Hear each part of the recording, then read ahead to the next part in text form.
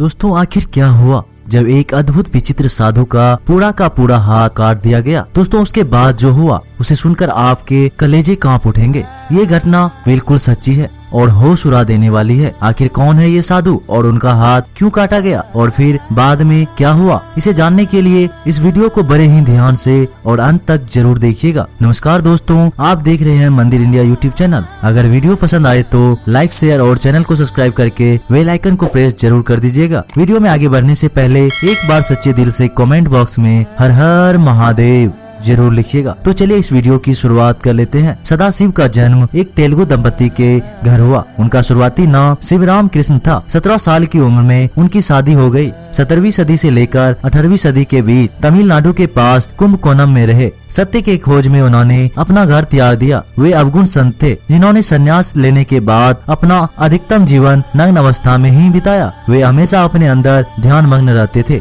और उनके आसपास और यहाँ तक कि उनके शरीर के साथ होने वाली चीजों का भी होश नहीं रहता था। सदाशिव एक अति क्षत्रिय युवा थे और खूब बोलने वाले भी व्यक्ति थे। एक बार उनके लगातार बर्बर से परेशान होकर उनके गुरु ने उनको बुलाया और कहा, सदाशिव तुम कब मौन रहना सीखोगे? शिष्य ने जवाब दिया, तत्काल गुरुजी। उसके बाद वे ऐसे मौन हुए कि फिर जीवन भर नहीं बोले। एक बार की बात है, वे गहरे ध्यान में खोए हुए थे तो नदी की धारा उन्हें अपने प्रभाव में बहा कर ले गए। नदी के पानी के साथ वे नदी के भीतर गिर गए। 6 महीने बाद जब रेत खोदने वाले ने रेत की खुदाई की तो उसकी कुल्हाड़ी सदाशिव के सिर से जा टकराई। ये बात जब गांव के मुखिया को पता लगी तो वे तुरंत उन्हें बाहर निकाला गया। उनके शरीर पर फलों के रस का लेपन किया गया। सदाशिव नींद से जागे तो यूं ही चल पड़े। एक बार की बात है, भूसे के 2 बंडलों के बीच सदाशिव गिर पड़े। किसान का ध्यान इस बात पर नहीं गया कि वे उस बंडलों के ऊपर भूसे के और बंडल रखते गए और देखते ही देखते उस पर पूरा ढेर खड़ा हो गया। लगभग 1 साल बाद